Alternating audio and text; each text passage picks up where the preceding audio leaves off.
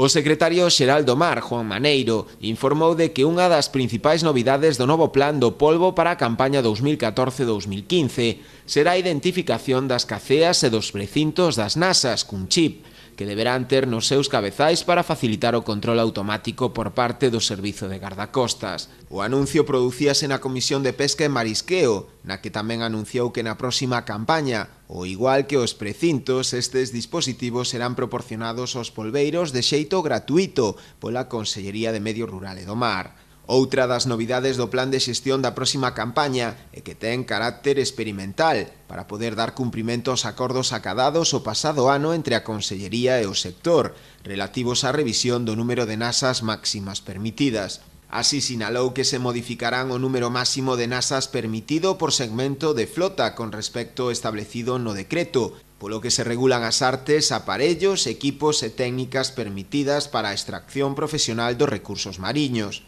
De acordo co proposto polos representantes do sector, o número de nasas máximo permitido varía en función da zona xeográfica, de tal xeito que se establecen 3 zonas, dende a Guarda ata a Punta da Sal en Carballo, dende a Punta da Sal ata a illa de San Vicente e dende a illa de San Vicente ata o Eo.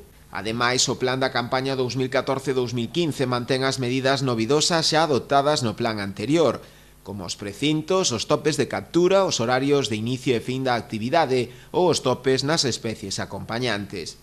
Juan Maneiro considerou ademais moi positivo o sistema de precintos, xa que, por un lado, tivo un efecto disuasorio no emprego de máis nasas das permitidas e, por outra parte, permitiu un mellor control por parte do Servizo de Gardacostas, ao ser posible unha mellor e máis rápida identificación das caceas de nasas. En relación coa inspección na campaña do polbo, o secretario xeral do Mar informou de que entre os meses de xullo de 2013 e maio deste ano fixéronse un total de 4.821 actuacións de control. Deron como resultado un total de 782 actas, das que 204 foron de infraccións, cun total de 133 denunciados diferentes. Nestas actuacións comisáronse un total de 3.821 kilos de polvo, 13.127 nasas e 1.851 cacharros, artefactos ilegais empregados para a captura do polvo. Ademais, Juan Maneiro deu conta tamén dos datos provisionais da campaña recén finalizada, na que as capturas de polvo superaron as 1.800 toneladas e acadaron un valor económico de máis de 9 millóns de euros. Estes datos, aínda que provisionais, superan os da campaña 2012-2013, na que as capturas deste cefalópodo foron de máis de 1.600 toneladas, cun valor económico de 8,5 millóns de euros.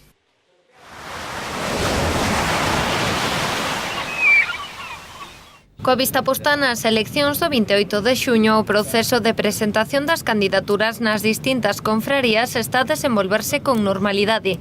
Iso sí, non faltan problemas puntuais, que xa deixaron reclamacións nos pósitos de Ogrove, Cambados, Carril ou Noia. Problemas a veces de personas que si poden estar, non poden estar, ou se situan no censo.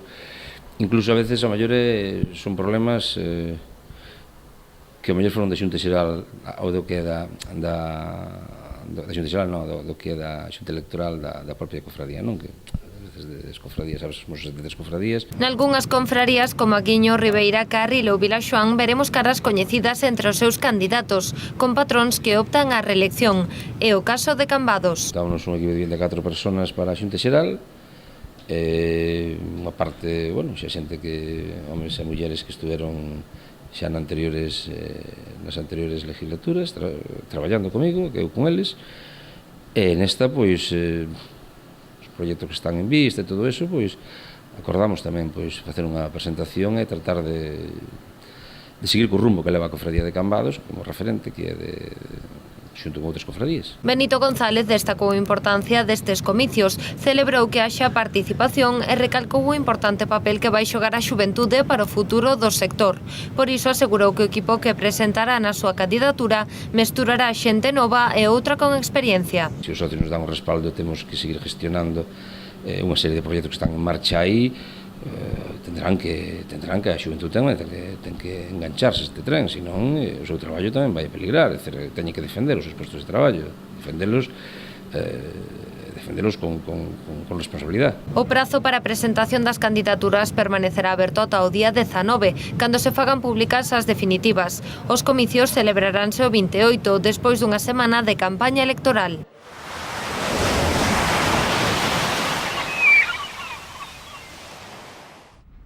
A construción do novo dique do Porto Vilanovés pechará mañá a súa primeira fase. Dende o arranque das obras, os camións depositaron ao redor de 20.000 toneladas de material. Despois abrirase unha nova fase para comprobar como é o seu asentamento. O mes de xuño e parte de xullo para comprobar posibilidades de asentamento dese material. Despois, no mes de agosto, se botaría novo material, se fora preciso, como consecuencia dese asentamento. No mes de setembro se empezaría a fase de pilotaje, de pilotar os 8, creo que son 8 pilotes que van a haber aí, e no mes de setembro pilotar, no mes de outubro colocar as láminas, os paneles correspondentes. Calcúlase que a finais deste ano estea rematado este modelo a escala real, un proxecto piloto no que participan a Universidade de Santiago, a da Coruña, a Fundación de Enxeñería Civil de Galicia e o consorcio de 3 empresas do sector. Da estrategia do ente público de avanzar en todo o que ten que ver con I+D+I, investigación, desenvolvemento e innovación, porque como consecuencia das conclusións deste proxecto, moi posiblemente, se poidan a patente ou as técnicas comprobadas aquí, postas en práctica aquí, poidan servir desde o punto de vista de actuar en proxectos parecidos en mercados globais. Segundo o presidente de Portos de Galicia, o novo sistema construtivo supón un aforro nos custos e un menor impacto ambiental. Unha vez rematados os traballos, o Porto Vilanovés contará cunha liña de atraque de 60 metros de lonxitude e 10 metros de calado, ademais dunha explanada portuaria de 1.200 metros cadrados.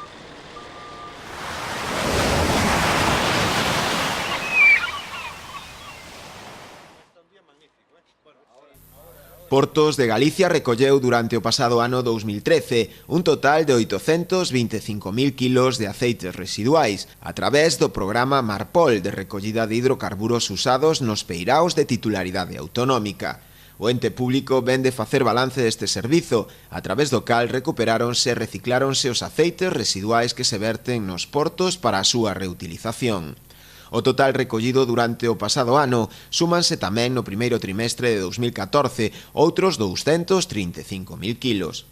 Por provincias, a máis activa dentro deste programa é a da Coruña, con 446.000 kilos reciclados durante o pasado ano e 159.000 nos primeiros 3 meses deste ano.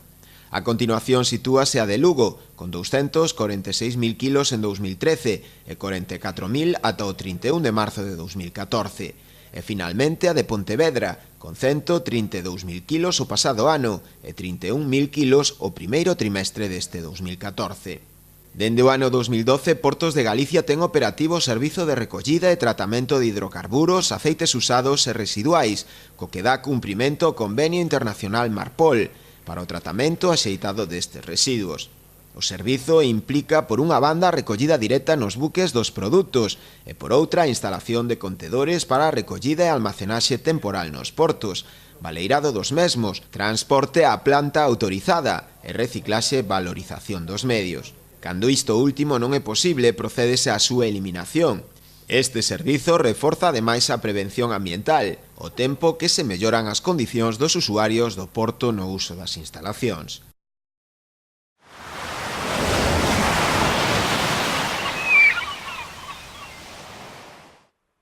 A Xunta de Galicia, a través da Consellería de Medio Rural e do Mar e Inditex, veñen de asinar un convenio de colaboración para o desenvolvemento do proxecto S2S, que ten como finalidade propiciar a instalación en determinadas embarcacións de dispositivos de emerxencia para aviso e localización de persoas. En virtude deste convenio, Inditex comprométese a chegar unha cantidade máxima de ata 2 millóns de euros para a adquisición destes sistemas por parte dos armadores. Estes fondos canalizaránse a través da convocatoria anual de axudas que realiza a Xunta para este tipo de investimentos, cofinanciada polo Fondo Europeo da Pesca, nas convocatorias dos anos 2013 e 2014. No convenio lembrase que o litoral de Galicia atópase sometido a inclemencias meteorolóxicas que en moitos casos dificultan o exercicio da actividade pesqueira, producíndose ao longo dos anos accidentes nos que se ven implicados tanto as tripulacións como as embarcacións. Como consecuencia da análise dos accidentes, observouse tamén que unha porcentaxe deles supón a caída dos tripulantes ao mar. Esta circunstancia determina a necesidade de atopar medidas oportunas para contar cos elementos necesarios para reducir, unha vez producido o accidente, a sinistralidade das vítimas no mar.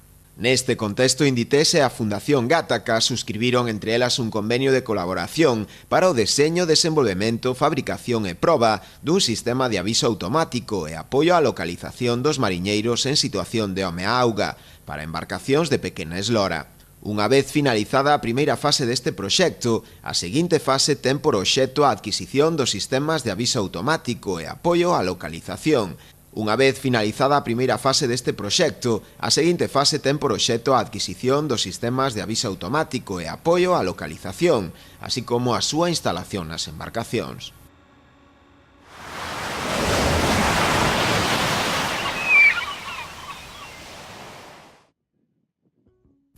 O Ministerio de Agricultura, Alimentación e Medio Ambiente ven de publicar esta semana no Boletín Oficial do Estado a convocatoria do 13º Premio Jacúmar, Xunta Nacional Asesora de Cultivos Mariños de Investigación en Acuicultura. Este premio, dotado con 7.000 euros, ten como finalidade fomentar a investigación pesqueira no ámbito da pesca marítima, que ten como obxectivos esenciais, entre outros, o desenvolvemento da acuicultura. Segundo recolle a orde, poderán optar a este premio todos os equipos que efectúen os seus traballos en centros públicos ou privados de investigación, ubicados en España ou no territorio de calquer outro estado da Unión Europea. O traballo tivo que ser realizado en 2 anos anteriores á publicación da convocatoria.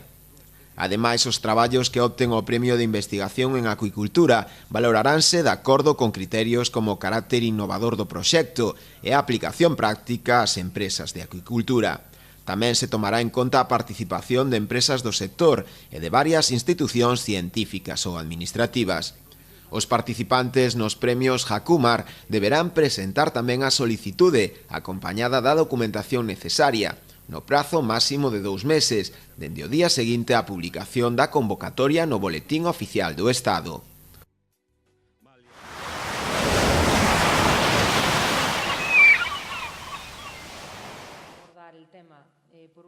Afirma Horizonte 2030 pretende contribuir a potenciar a competitividade do sector acuícola mediante a posta en valor dos produtos galegos, centrándose no mexillón por ser este un produto xerador de riqueza para toda a comunidade e especialmente para a zona de Arousa. España é a primeira comercializadora de mexillón en Europa e o 90% dese mexillón que se comercializa en Europa é mexillón galego. E, como todos sabedes, na ría de Arousa está concentrada a maior parte dese produto. Se falamos de empregos, o mexillón xenera uns 6.000 empregos, dos que o 64% son empregos xenerados en Galicia.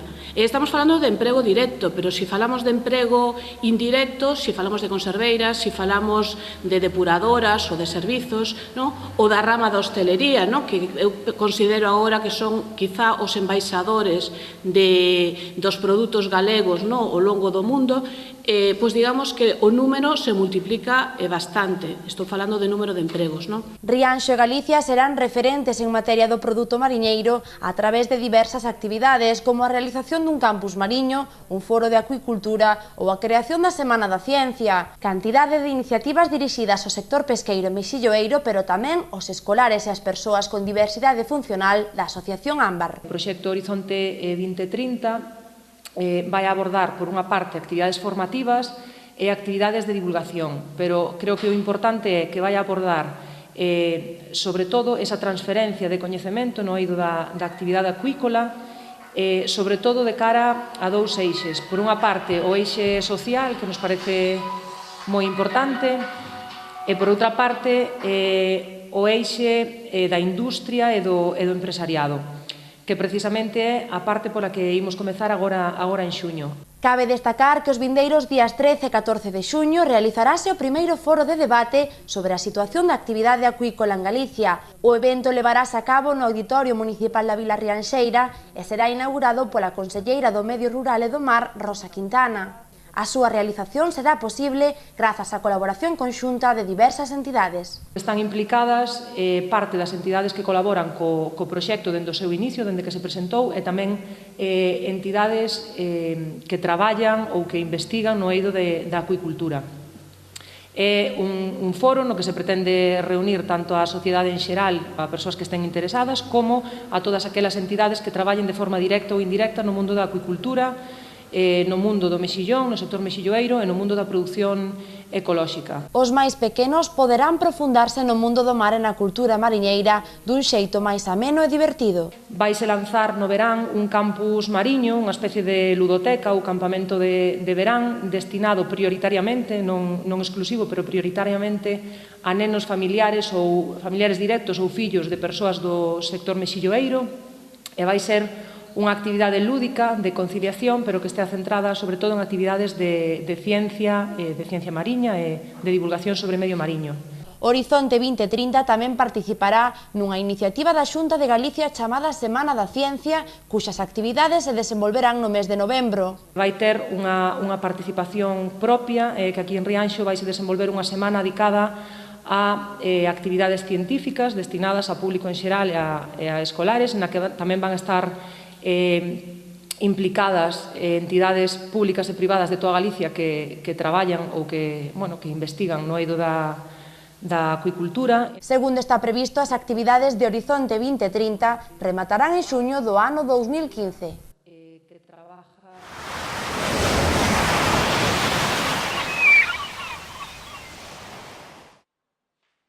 Non hai límite de idade nin se necesitan coñecementos previos. Iso sí, este curso é idóneo para os amantes da natureza e para aqueles que non teman innovar nos seus gustos culinarios. O obradoiro, que se realizará o 14 e 15 de xuño, xa espertou un grande interese entre os veciños e o Concello prevé que se rematará rápido o prazo de inscrición.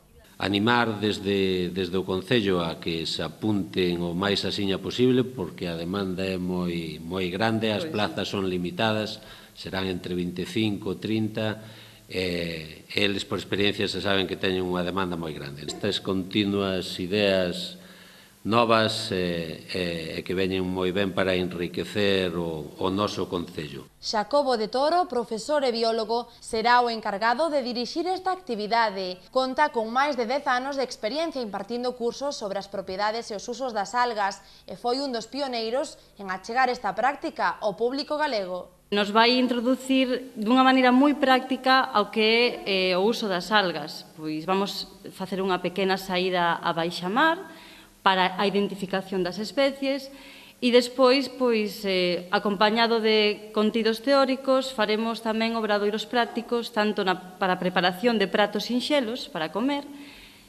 nunha liña bastante tradicional, axeitar o uso das algas o que xa a nosa cociña tradicional. Para levar a cabo a elaboración dos diversos pratos, os participantes utilizarán as cociñas do viveiro de empresas de Porto do Son. Como non pode ser de outro xeito, as algas serán protagonistas tanto nos pratos tradicionais galegos e tamén noutros de influencia máis oriental como os maquis, ese roliños de arroz e alga xaponesa. A preparación de cosméticos caseiros será outro dos reclamos do obradoiro Algas de Galiza. Iniciativas todas elas que sacan moito proveito das máis de 600 especies que se atopan no litoral galego. En la que non estamos de momento moi afeitos a consumilas, sí que é verdade que a riqueza das nosas costas se presta moito a que nos acheguemos cada vez máis a este produto. E se outros povos moi intelixentes como os xaponeses dan boa conta delas, pois por que non vamos facer os galegos, non é? O prezo da matrícula será de 30 euros para o público en xeral e 25 euros para desempregados e persoas que vayan coa súa parella. Poden inscribirse contactando coa Asociación A Morangueira ou ben no Concello de Porto do Son. A inauguración do obradoiro será o venres día 13 de xuño mediante unha conferencia de Xacobo de Toro aberta ao público no auditorio da Casa da Cultura. Animámosvos tamén a asistir porque está ben interesante esta charla.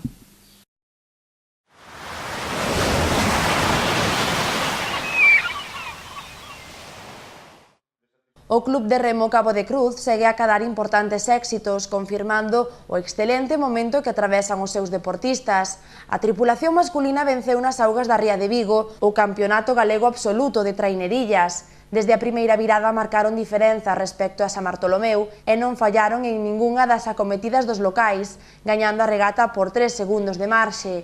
O título de campións galegos xa o acadaron no 2006 e no 2007. Tamén foi destacable a actuación dos xuvenís do mesmo club, os cales lograron un meritorio segundo posto a tan só un segundo dos mecos do Grove.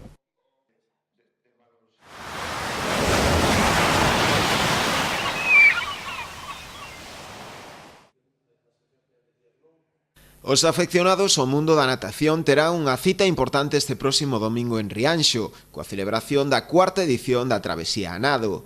A proba organizada pola empresa Aquafit, que xestiona a piscina municipal, en colaboración co Departamento de Deportes, arrancará ás 11:30 da mañá, dende o porto da localidade, concretamente fronte á Confraría Vella.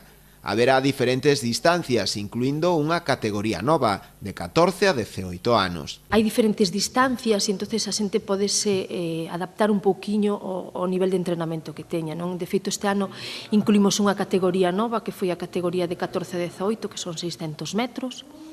Logo hai outra categoría de 900 metros, outra de 1500 e outra de 2000. E a verdade é que, para a nosa sorpresa, cando os anos anteriores as categorías de distancias máis pequenas eran as que tiñan maior afluencia, este ano a categoría de 2000, pois a verdade que está desbordada con 92 participantes.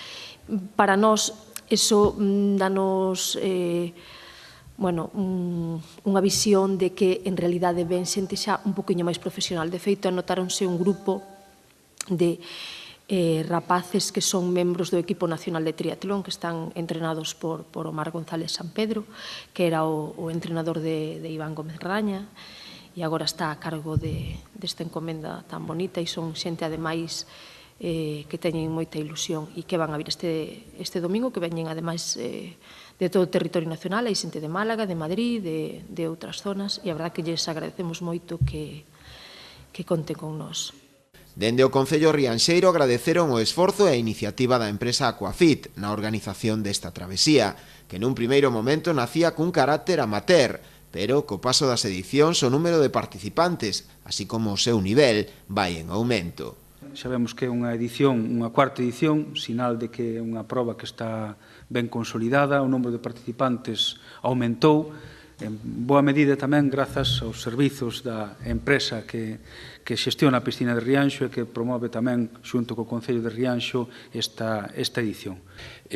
Unha cuarta edición que vai a contar con 147 participantes, o que significa que duplica a participación da última edición, e isto nos leva a que realmente esta cuarta travesía a nado da Vila de Rianxo xa está tendo un nome dentro do calendario das travesías en Galicia. Dicir tamén de que é a primeira travesía a nado, digamos, en un espacio aberto nas aguas de Galicia. Iso tamén conleva de que realmente a participación sea máis exitosa.